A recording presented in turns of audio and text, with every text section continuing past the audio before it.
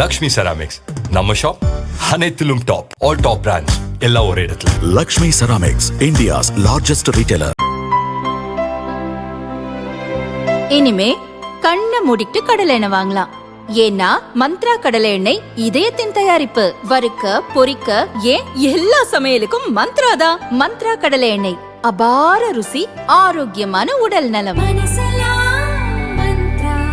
கர்நாடகாவில் கடந்த 2023 நடந்த சட்டசபை தேர்தலில் காங்கிரஸ் வெற்றி பெற்றதை அடுத்து மாநில காங்கிரஸ் தலைவர் DK சிவக்குமார் முதல்வர் ஆவார் என எதிர்பார்க்கப்பட்டது. கட்சியின் வெற்றிக்கு பாடுபட்ட சிவக்குமாருக்கே முதல்வர் பதவி வழங்க வேண்டும் என அவரது ஆதரவாளர்கள் வலியுறுத்தினர். சிவக்குமார் மற்றும் சித்தராமையா ஆகிய இருவரும் வெவ்வேறு ஜாதி பின்னணியை கொண்டிருந்தாலும் இருவருமே OBC சமுதாயத்தைச் சேர்ந்தவர்கள் என்பதால் யாருக்கு முதல்வர் பதவியை வழங்குவது என்பதில் காங்கிரஸ் மேலிடத்திற்கு குழப்பமும் ஏற்பட்டது.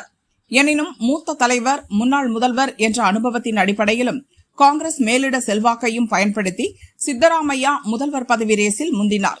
சிவக்குமார் துணை முதல்வர் ஆனார். இது சிவக்குமார் ஆதரவாளர்களுக்கு எரிச்சல் ஊட்டியதால் 2023 மே மாதத்திலேயே ஒரு வகை வாய்வழி ஒப்பந்தத்திற்கு சித்தராமையா சம்மதித்தார். முதல் 2.5 ஆண்டுகள் தான் முதல்வராக இருப்பதாகவும் அடுத்த 2.5 ஆண்டுகள் சிவக்குமாருக்கு முதல்வர் பதவியை விட்டுக் கொடுப்பதாகவும் கூறியதாக அப்போதைய பேச்சு அடிபட்டது. கர்நாடகாவில் காங்கிரஸ் ஆட்சி அமைந்து 2.5 ஆண்டுகள் நிறைவடைந்ததும் கடந்த ஆண்டு இறுதியிலேயே முதல்வர் மாற்றம் குறித்த பேச்சு பரபரப்பாக எழுந்தது. சித்து, சிவா இருவரையும் தனித்தனியே அழைத்து பேச்சு நடத்திய காங்கிரஸ் தலைமை இந்த விவகாரத்தில் அவர்களுக்குள்ளேயே பஞ்சாயத்தை பேசி முடிக்கும்படி கூறியது. இருவரும் அடிக்கடி ஒருவரை ஒருவர் தனியாக சந்தித்து பேச்சும் நடத்தினர். தங்களுக்குள் எந்த முரண்பாடும் இல்லை என பேட்டியும் அளித்தனர். ஆனால் சித்து முதல்வர் பதவியை விட்டுத்தர மனமில்லாமல் முரண்டு பிடிப்பதாக பேச்சு எழுந்தது. இதுதான் சமயம் என பார்த்த மாநில உள்துறை அமைச்சர் பரமேஸ்வரா தலித் சமுதாயத்தைச் சேர்ந்த ஒருவருக்கு முதல்வர் பதவி வழங்க வேண்டும் என கருத்து தெரிவித்தார்.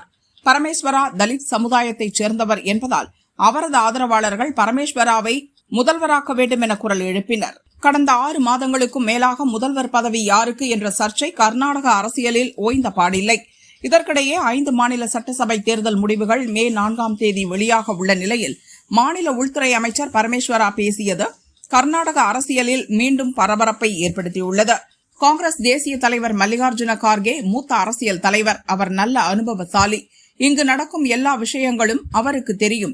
மாநில நலன் கருதி கார்கேவை முதல்வராக்கினால் அது அனைவருக்கும் மகிழ்ச்சி அளிக்கும். கார்கே முதல்வராவதை நான் வரவேற்கிறேன் என அவர் கூறியுள்ளார். ஏற்கனவே தலித் சமுதாயத்தைச் சேர்ந்த ஒருவரை முதல்வராக்க வேண்டும் என்றார் பரமேஸ்வரா. என்னை முதல்வராக்கி பார்க்க வேண்டும் என்பது ஆதரவாளர்களின் விருப்பமாக இருந்தால் அதற்கு நான் எப்படி தடை போட முடியும் என அடுத்து ஒரு குண்டை போட்டார். தற்போது கார்கேவை முதல்வராக்க வேண்டும் என புது குண்டை தூக்கி போட்டுள்ளார். கார்கேவும் தலித் சமுதாயத்தைச் சேர்ந்தவர் என்பதால் பரமேஸ்வரா இப்படி பேசியுள்ளதாக அவரது ஆதரவாளர்கள் கூறினர்.